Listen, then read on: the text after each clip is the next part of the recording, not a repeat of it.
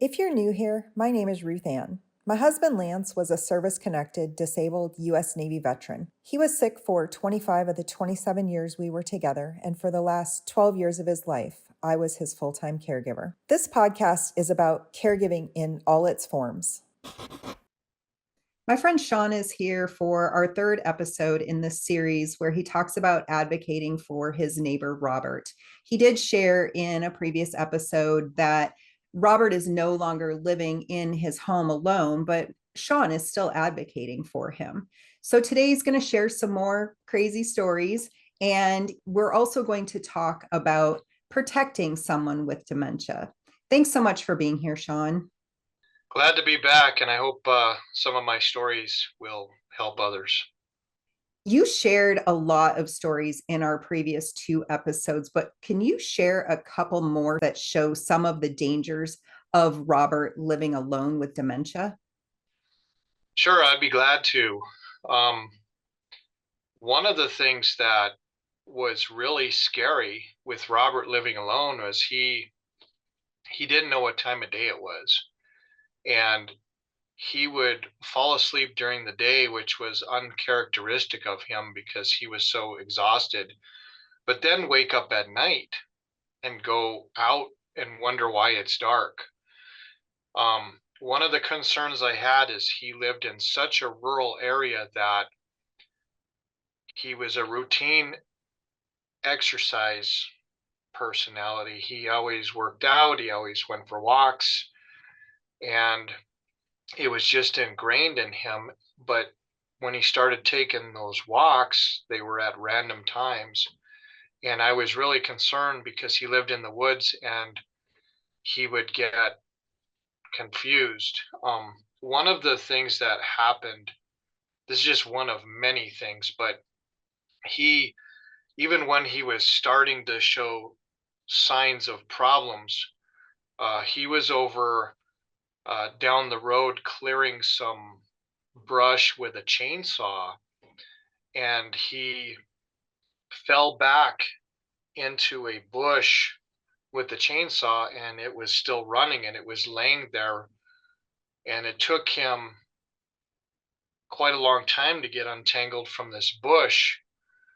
And then he called me and I went and helped him find the chainsaw because he couldn't remember what bush he was stuck in. And so I found that. And then another time he was over there and he said, he was in the woods and he said he had to go to the bathroom. This is what I found out later, but he called me from a neighbor's phone, one of my known neighbors. I answered the phone. I thought it was the neighbor, and it was not. It was Robert, and he was frantic, and he said he can't find the vehicle.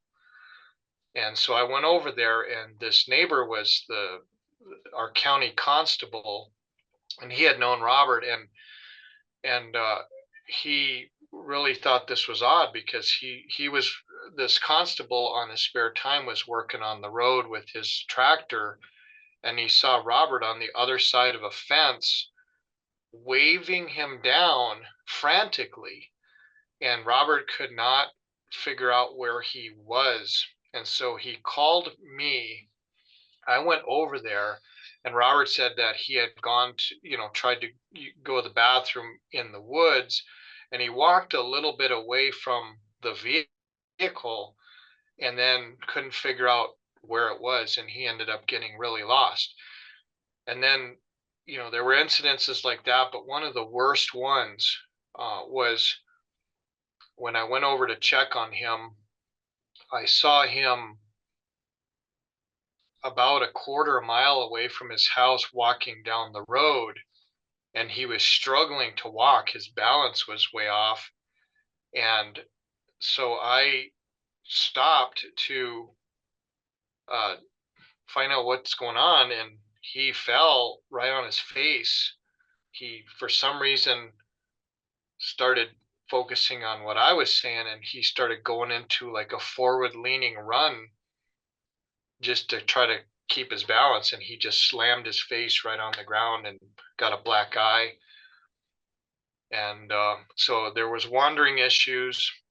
One of the other things that was really dangerous was, in the United States, a lot of households have weapons. They have guns and things like that, even knives. They're everywhere. And so uh, one day I went over there, and he had his little 22 rifle, and he was trying to shoot a squirrel in front of his 500-gallon propane tank. And I knew that this is really terrible. And so I got him to stop trying to do that, because he said the squirrel was tormenting him. And so I basically, I know this is not funny, but I'm in shock that I even had to go through this, but basically, when I talked to his son and I explained a lot of these dangers, his son had sent that certified letter over, like I mentioned. It mentions taken away. He wants me to take away his car keys. He wants me to take away other safety issues or disable safe things that are dangerous to him. And so what I did was I became very concerned that one day I'm going to go check on him and he's going to mistake me for something, even the squirrel, and shoot me. And so I I have a bunch of gun locks, just happen to have them. And I took them over there, and one day he's sitting in his recliner and he's focused on the show, and he's kind of out of it a little bit. And I went around and I took these gun locks, because I know weapons very well, being a military veteran and living where we do. I know weapons very well. I was able to clear them, lock them, and basically kind of make that situation safer.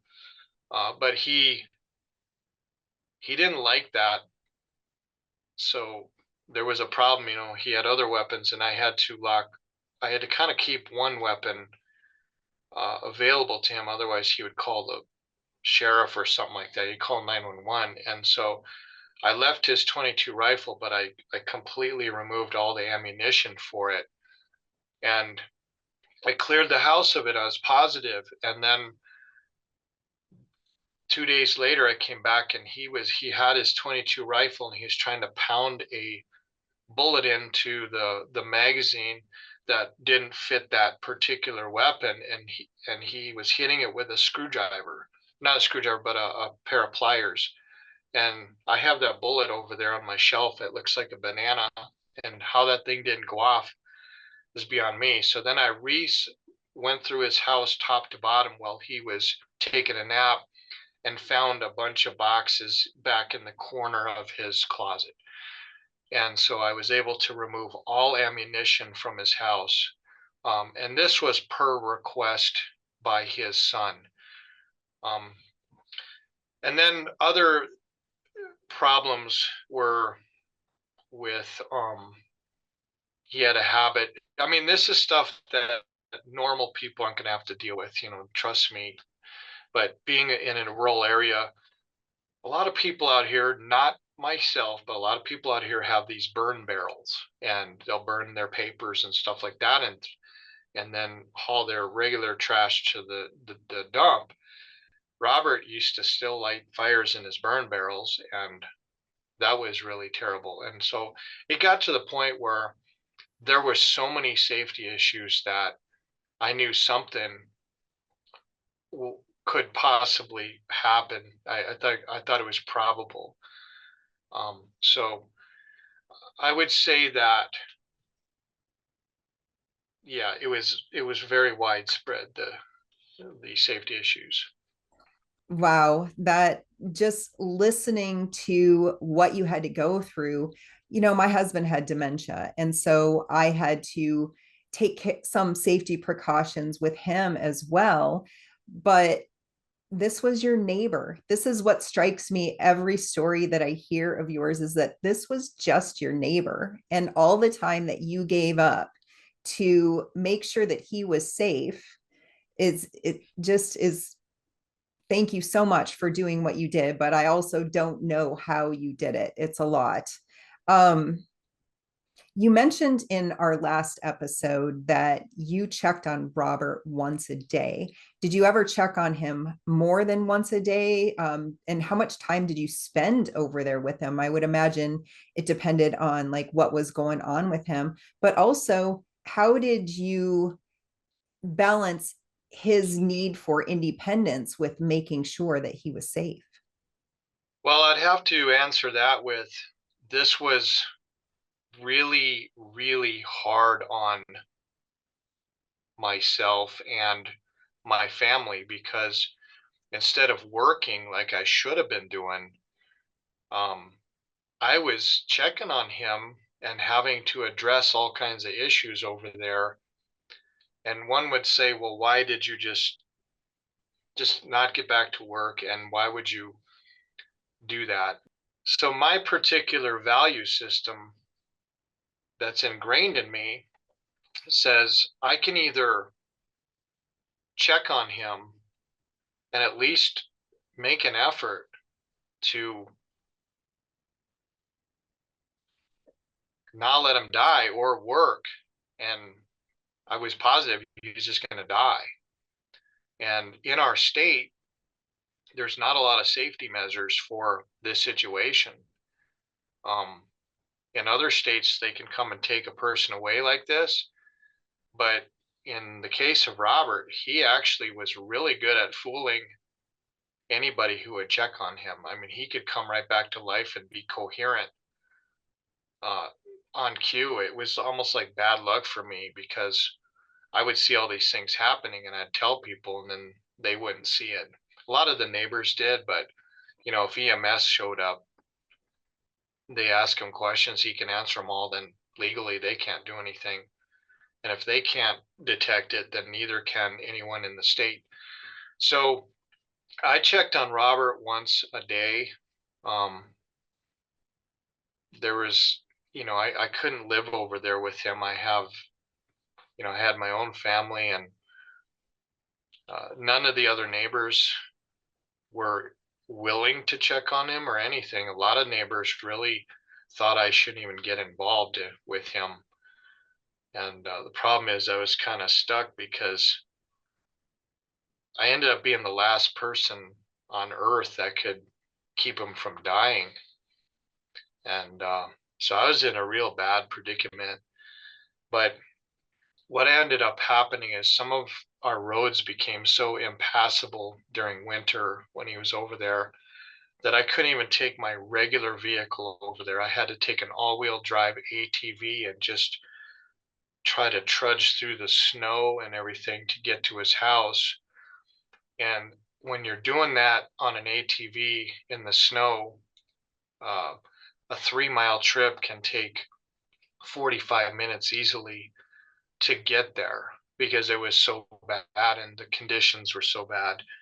Um, Robert was never agreeable to do anything other than what he was doing. I could never, ever get him to go somewhere else. He would never agree with anything. He was a very stubborn person. And so I would go over there and he had his routine. One of the things I didn't realize till later was he had lists of things everywhere throughout the house. And I thought it was because he was trying to be organized, but I didn't realize it was his crutch for remembering things because he was forgetting things so badly. So I'd go over there and I'd get his list for grocery stores, and he'd even have lists of things that went wrong so that I could fix them. If there was he ripped the door handle off the door accidentally or something like that, I would fix it. And so this ended up from I would say until May 6th. Uh, it was about 7 months of this where I was checking on him every day, and it was really time consuming and it really hurt my income real bad. It hurt our family's financial situation really badly. And to this day, we haven't fully recovered from that.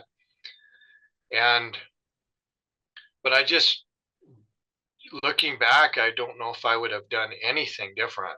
I'm not sure because, everybody has this ideal world where you say, well, you just call the authorities, they'll take care of it, they'll put them in a home, or adult protective services will come. No, not here, not here. As others in the system have pointed out, there are lots of people with dementia that are walking the streets out in the big towns in our state. They all fall through the cracks unless something major has happened. So Robert is actually just one of hundreds or thousands that are in this situation.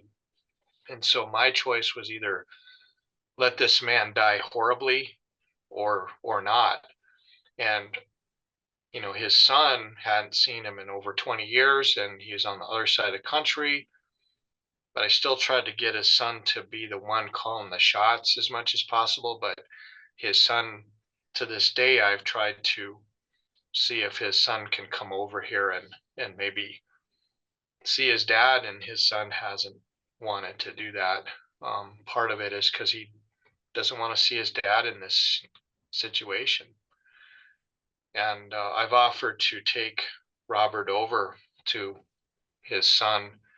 I would drive him over there or whatever need be so that he can have his dad, but he doesn't want that. And he sent that to me in writing several times. So I'm in kind of a weird situation. So generally, when I went over there, I had my routine. I would first show up and assess the situation. I had a key to his back door, and I would go and see if something's amiss first, then focus right on him. And then, sometimes there'd be a new hole in the wall because he fell and he kind of broke through it or something. Sometimes there would be something, clogged up like a sink or something like that, or a broken dish or something on the floor because he fell. And then I would ask him how he's doing. And then he immediately, instead of answering how he's doing, he would tell me the very first thought on the top of his mind, which could be some random thing, especially off of like some TV show he was watching. And he had a hard time differentiating between fictional TV and reality sometimes. And then other times he's just fine. So I'd do that, visit with him, sit with him, and then I would, straighten out any problems. And then I would make sure that he's kind of in a comfortable, nestled state, where he's like, he's good. And then I would take his list for the week. And my wife and I, when we go get our groceries, you would get his groceries. And then once I got his groceries, that required an immediate visit to him again. I'd go over there with his groceries and get them in the freezer and all that, and then check on him. And it just was this kind of a routine from hell. I mean, to be honest with you, it was almost from hell. And I was just hoping that someday it would end, because he was very resistant to any change whatsoever. You could not talk him into anything. So I knew at some point something was going to have to give, and it finally did. You mentioned the notes that he had all over the place, and you've talked about the holes in the walls and the coffee table flipped upside down. There were lots of little signs, but when did you realize that he was downplaying his symptoms, and how did you handle it? Well, looking back, I didn't realize how far back he was downplaying his symptoms, because it actually went back even further than when I was checking on him at home. Even previous to that, he was having balance issues. There was something off where he would fall backwards to the side, and he'd constantly trying to catch himself. He would show up at my house, he'd get out of his car, he'd be talking to me, and then he would just start losing his balance, fall back, and the next thing you know, he's still talking to me, but he's like, instead of next to me, he's 5 feet away, all because he caught his balance and he just continued his conversation. So he compensated that way. And then when I would go to his house and there were issues, he always downplayed them, like, oh, I just fell, I'm fine. And he was having more and more bathroom related incidences, real problems. And he would blame that on, oh, I just have loose stool or something like that. And there was a constant, everything was explained away in his mind, and there was no arguing with him. I found that early on. I can try to reason with him and argue with him or whatever I need to do, and it made it worse. It absolutely made everything worse to try to second guess him. And what I found out later is all this stuff where he was overcompensating and explaining everything away. I found out that that wasn't him necessarily making a conscious decision to do that. It was actually kind of part of the disease. It's a survival instinct that was kicking in, and I just didn't know it at the time. Well, I've talked before about these being a wake-up call, and I think that all of these are great examples of things that we should pay attention to, especially with our aging population, our parents, and neighbors and other family members. So everything came to a head on May 6th. And you did tell that story, and that was a very emotional thing for you because I know that it was so traumatic, all the things that led up to that date. But then you have still continued to advocate for him. How many places have you helped him move to? And what were some of the problems that you faced, some of the less than desirable conditions that he faced in some of these places? Well, as we ended the episode last time on May 6th, Robert was finally flown out by helicopter from his home. And I went home, and I think I almost slept for 2 days. It just felt like I had so much relief. He's in a place where somebody is looking out for him other than me. I felt like a massive emotional, I can't even explain it. It's almost like you're being pressed down so hard that one day it's just released. And so for a very short period of time, I didn't have to worry about him. But then that was about to change because the hospital, because Robert wasn't super coherent, they did contact his son.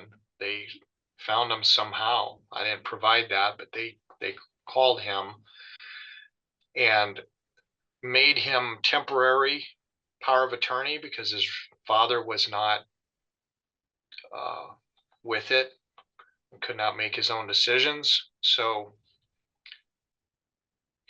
his son called me because instead of making all these decisions, he wanted me to be involved because I was involved. So it was really strange, but the hospital was ready to turn him loose. In other words, they called his son mainly to say, we're about to release your dad. We need you to come get him. And his son said, I can't. I'm over on the other side of the country, but Shawn can come get him. So that's what his son did to me. And so I get this call, and hospital wanted to release Robert. And I said to the hospital, I said, you can't release him. And they said, well, he was just dehydrated. And I said, no, he can't walk. There's something really, really wrong here. And I said, I'm not going to come get him until you guys find out this. And they said, well, let's check. We'll call you back. Well, it turns out that Robert was laying in a hospital bed the entire time, and they literally did not determine he couldn't even walk. Like, this event that happened back at his house that caused him to get flown out left him with serious debilitations, and the hospital did not know it. So then they called me back and said, okay, he can't walk. There is something wrong. We're going to send him in for a series of tests. And they mostly told his son this stuff because they couldn't tell me all of this stuff because of HIPAA. And so uh, I heard most everything through his son until one day. But anyway, what happened was there was a social worker at this hospital that gave us a call back, and they had run some tests and found out that they think he has either Parkinson's or Alzheimer's because it showed up in the brain scans. And so I said, okay, now at least you guys are recognizing something. Well, then all of a sudden the social worker says, he can't live alone. He can't live at home anymore. He'll never be able to go back.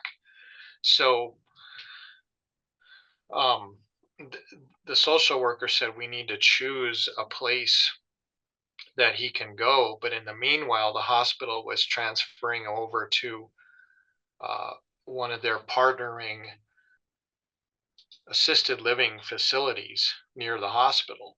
So he got transferred over there for a little bit, and his insurance paid for most of that to a certain point. I think he got to be there maybe 30 days or 45 days or something like that. And then the insurance wouldn't pay for it anymore because it was part of the emergency care, and there's a limit on that.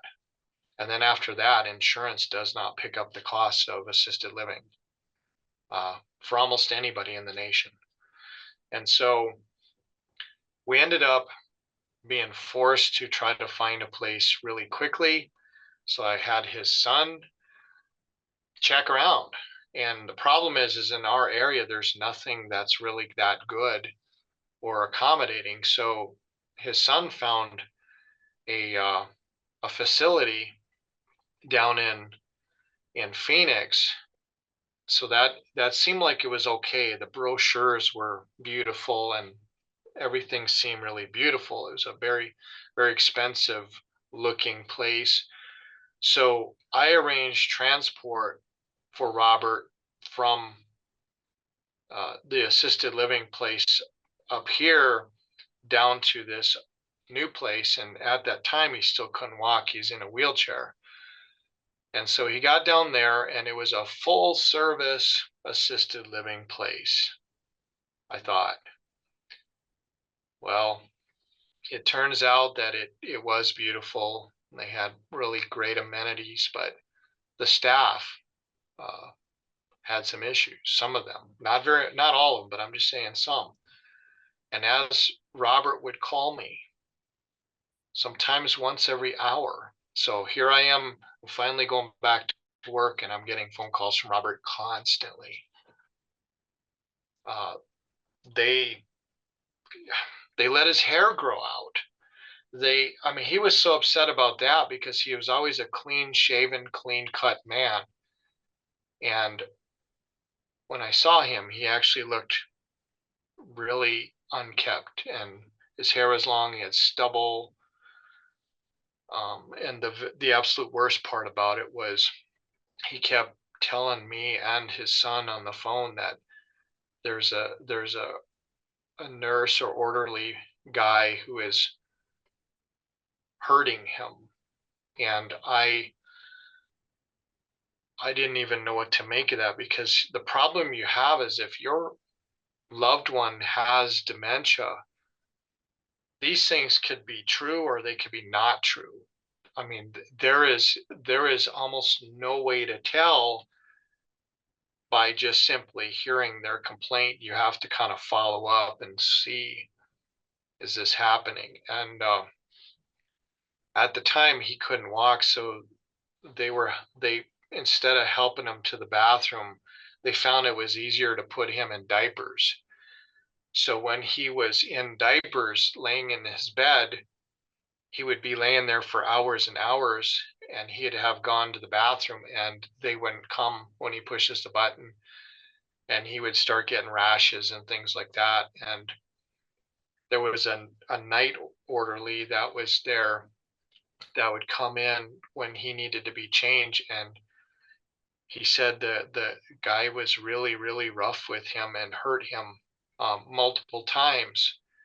So then I finally, I talked with his son, and his son was really angry, but not here once again. So here I am doing everything. So I constructed a really threatening, powerful letter with the help of some kind of legal mindset, I guess I'll just say that much, and sent it to the owner of these 3 facilities that are down there. And the owner of all of them came back. She's not really owner, but she was like the top manager of the whole thing.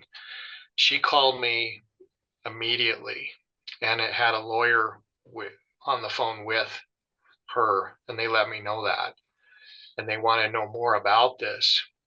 And so I told them what was going on, and she just said, I'm going to call you back. And so she went and talked with Robert to try to get a firsthand account of what's going on.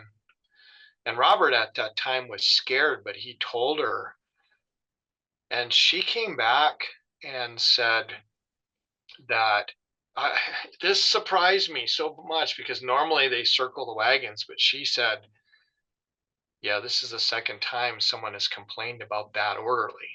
So she went down to ask who it was, describe him.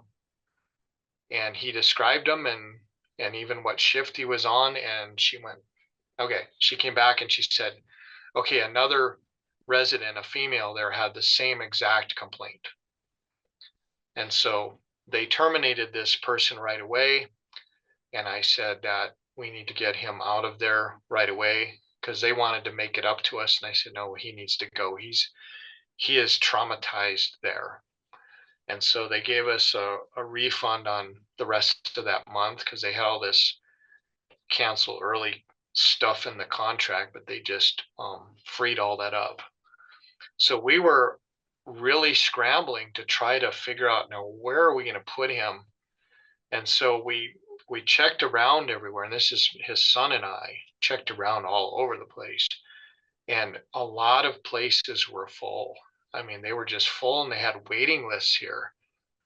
And so I was calling, and one of the things that was offered to us was these things called group homes, which are not facilities. They're more like a house around here, like a big old house with a bunch of rooms, and they have maybe 4 or 5 or 6 residents in this group home, and it operates more like a house. So I thought, well, that might be better for him instead of a facility, because then there'll be less unknowns about it. So we checked every group home, and they were all full, and I was even putting us on waiting lists and things like that. But one group home was just getting set up, and I talked to the owner of that, and she said, yeah, we'll take them. And she had experience in this before, because she worked in these group homes, and so now she decided to create her own. And so she said, yeah, let's do it. Let's do this right away. And here's how much it's going to cost. And it ended up costing exactly the same as this big facility that was really nice. But her home was fairly decent, and it was in the pine trees. And Robert loves the forest and everything. He didn't like the desert. So she and we went down to Phoenix to retrieve Robert, and we brought him back up. And he was at this home for a while. And his ability to walk came back. He was able to walk. He started with a walker, then pretty soon he's walking around. Then pretty soon he's helping with chores. He's sweeping, he's doing all this other stuff. But there was some underlying issues in this group home that was starting to be a problem. At first, it was pure. It was Robert and maybe 2 other people, and they had such a nice family atmosphere. He had his own room. They had a living room area where they could get together, congregate. Meals were always made. They could go to do things around the town together, and that was good.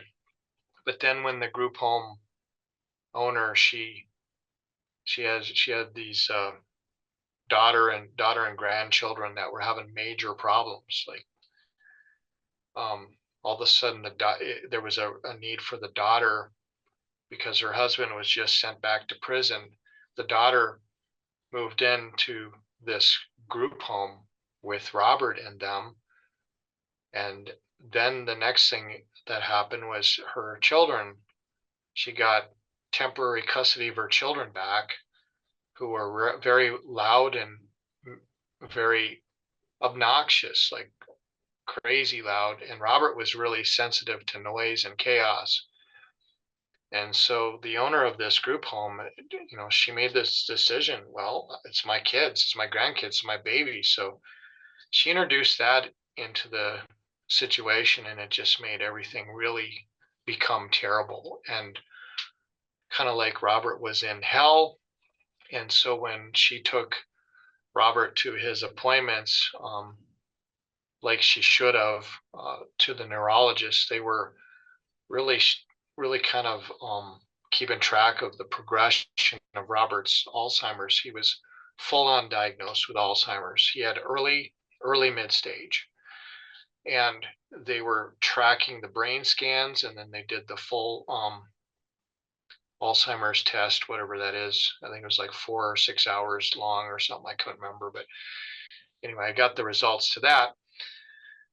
But the doctor, they had prescribed him medications to kind of curb the Alzheimer's and the Alzheimer's effects, and then maybe some of the other issues he is dealing with physically. And Robert was not taking his pills apparently, because at some point she called me and she was really angry, and she said, "Guess what I found? I found all of his pills in his eyeglass case." And so then I asked Robert about that, and Robert said he learned that from being a prison guard, where the prisoners could mouth their medications, and then when no one's looking, just spit it out into something. So I have a picture of his eyeglass case just filled with pills. And so his medications weren't even being taken whatsoever, even though they thought he was. And they were upping doses even because they thought, well, maybe it's not working well enough. So this got to be like a really bad oversight. So being that Robert didn't want to take his medications and the house was getting loud and obnoxious, he was really, really struggling. And we didn't know where else to put him. We had no clue where he could go because most every place was full. So I talked with his son and I said, you know what, this is getting really bad. And his son agreed. We gotta maybe change it up, and before it gets really, really bad. And so we had already started talking about getting him into maybe a large facility again. Or the other choice was maybe he's in hell so much because he's put in this unfamiliar situation where he doesn't even have his own routine and his own world going on. And so we looked at one third option we hadn't thought of before, and that is, what if he lived on his own, but we had caregivers come to his own place? And I'm not talking about out here in the woods, because they won't come out here. I'm talking about if he had his own place and we had caregivers coming over and managing him and helping him and things like that. So his son weighed the options and thought, you know what? He knows his dad is going to be in pure hell in a facility. He is a very non-compliant person. He doesn't go along with anything. He's not docile. So his son really felt like it's either a choice of his dad living in hell or his dad, we take a little bit of a risk with him, but maybe, and mentally he's not in hell anymore. So his son said, you know what? Let's try the other option. And so we started the process of finding him an apartment and make sure the apartment's really, really good. And then make sure the caregiver service that comes is really, really good. And we were able to uh, find that. I found an apartment that was not too far from my brother's house. It allowed me to go stay with my brother and their family and all my nieces and nephews and just be right close to Robert, very close. And it was the ideal situation. And so we started the process of doing that. But back at the group home, things turned from hell to worse. Robert has this problem to this day because of his Alzheimer's. He can't multitask. And when he heads somewhere, he says, I got to go, in his mind, he's like, I'm going to the refrigerator. He doesn't see anything on the way. He just goes to the refrigerator. And to this day, if I go to the store with him and he knows we have to go to this one place, he bumps into people almost violently and he doesn't know it. And they don't know what's going on. They're taken back, but he didn't even know he did that. Well, back at this group home, there were 5, what do you call them, residents, patients that lived there. And one of them, 2 of them were a couple. They were in their 80s. And Robert was going down the narrow hall of this home and did not see the lady. He was just going to the refrigerator. He's not a mean man. To this day, he's never been mean. But he just went by her and knocked her down. Didn't knock her down like violently, but she just ended up down. And the group home owner, she at this point was so sick of Robert that she did something that was really controversial, extremely. She called the sheriff, and the sheriff came, and she did not tell the sheriff that he had Alzheimer's. And the sheriff took this man to jail in handcuffs. And Robert had been a prison guard for 27 years and had always had a pair of handcuffs on his belt and had never in his life been in handcuffs. So Robert was in, not necessarily behind bars, but he was at the jail. I got a phone call from his son because they tracked his son down, and his son told them to call me. So I get this phone call from the sheriff, and I said, I don't even know where to begin with this, because what the heck, what's wrong with this world? But they said that he's been arrested for assault and that, I don't know, they just asked me some questions, and I said, do you realize this man has Alzheimer's? They said, no, we don't. I said, here's his doctor's name. He's right. From the jail, the neurologist was literally less than a mile away from the jail. I gave him the doctor's name. I gave him everything. I said, this man has Alzheimer's. So then he said, well, let me call you back. So called me back and said that, okay, they checked with the in processing in the jail, and the jailer, whoever they are, won't take him because he has Alzheimer's. They don't have the capacity to handle that. So they said they're going to release him to me. So I dropped everything. I got in my truck. I went over to the group home first, which is really, really a scramble. I went over there and I said, I need all of his belongings. And so they helped me load everything of Robert's from the group home into my pickup truck because I'm not bringing Robert back to this place.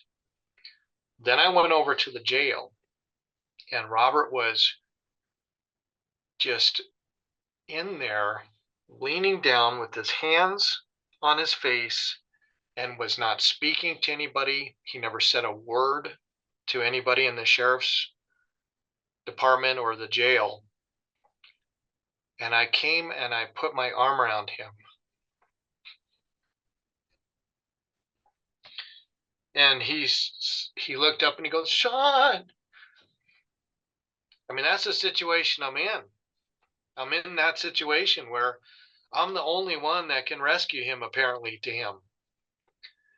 And so I got him out of the jail. And he did have a court. He had a citation for assault that wasn't going away. We had to deal with that later. But I was able to take him. And so luckily we had just gotten this apartment. You know, if we had just been able to move him a little sooner, this may not have even happened. But I just took him straight down because my wife and I had already started furnishing the apartment, and took him down, and he was traumatized the whole way down. I mean, I don't even know how to deal with this, you know? How do you put a person in a situation they don't fit in? And for some of the people that say, well, why didn't you just call the state or whatever? Do you understand that the state also can provide a certain amount of hell to your loved one? That's not the quick answer here. So got him down to the apartment. I stayed down there and just got him nestled in. And then the next day, he was so traumatized. He just kept talking about what had happened and all the things that had happened up in the house. And I couldn't believe some of the things he said.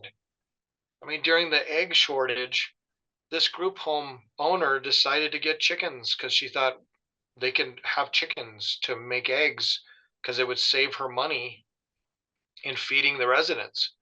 And he told me the chickens were walking up and down the hallway in the house, and he was so sensitive to noise that the chicken would be pecking at his door, and he'd open the door and shoo the chicken away. So when I was down there, I'm hearing all this stuff that the group home owner, in checking in and all this stuff, you just don't hear about this stuff. You don't know this is going on. So now we got him into a much better situation because here he is. We got him an amazing apartment in a place that's fully gated, fenced in, secure, very clean. Their standards are very high. Their safety measures are very, very, very good. They spend money on fire safety and everything. You can tell right away. And so we got him in there, and the thing I did to really help Robert was I said, Robert, you're going to be here for a little while. He didn't want to be there either.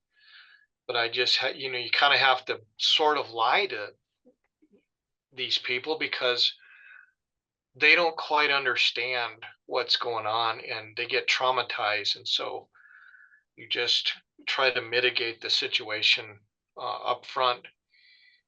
And so one of the ideas I got was, hey, Robert, this is your bed. And we chose your blankets and things like that. But there are some things missing here, and you're just going to be here a little while. Let's go around the house and just see the apartment and see what you're missing and things like that.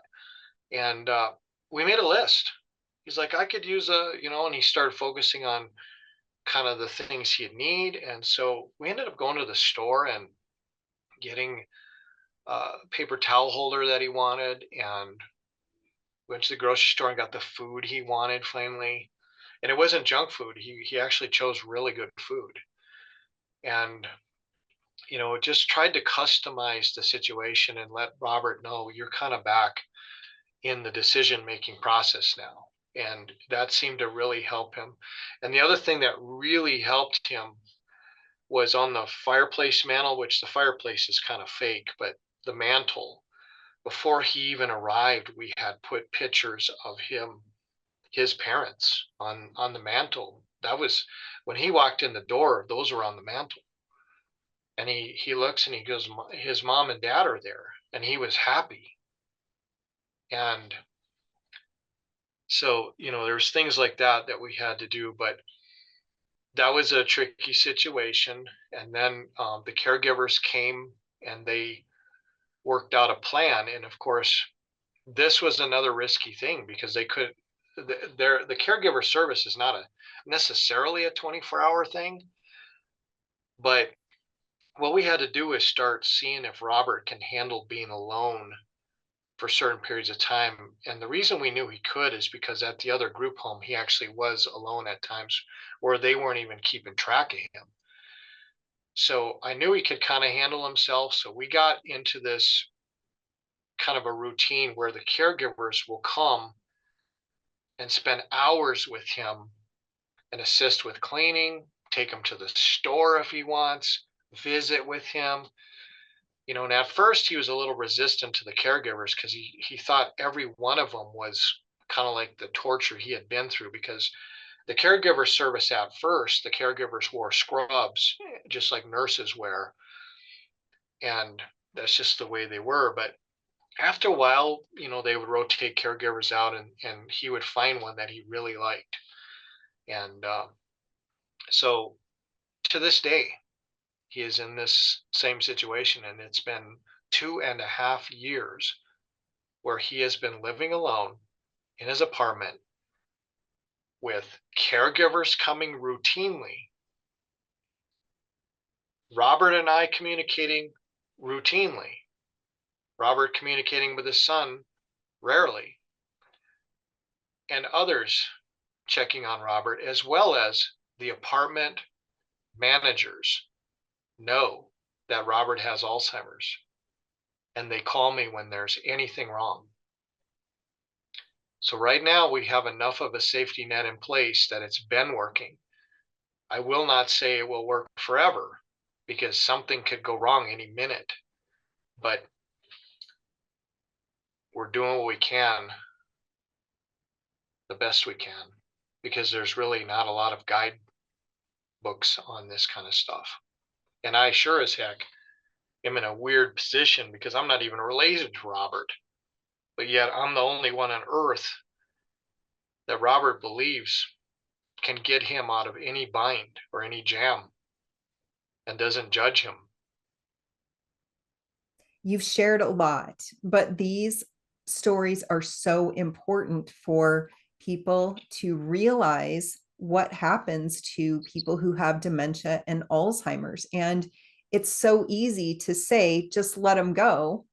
That's the easy way out. I can't tell you how many times I heard that while I was caring for my husband. I cared for him the last 12 years of his life because he had early onset dementia.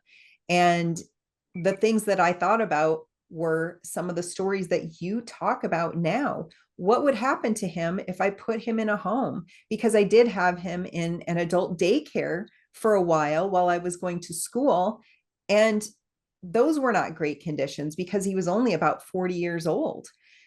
So, what I would really like people to get out of this, out of your stories, is to really stop and think about what you're doing to your loved one who has dementia or Alzheimer's when you move them into these facilities. And I understand sometimes you just can't get away from it, but I know that there are times when people just don't want to deal with it. You don't want to see your loved one decline. And it is really, really hard. I know that from experience.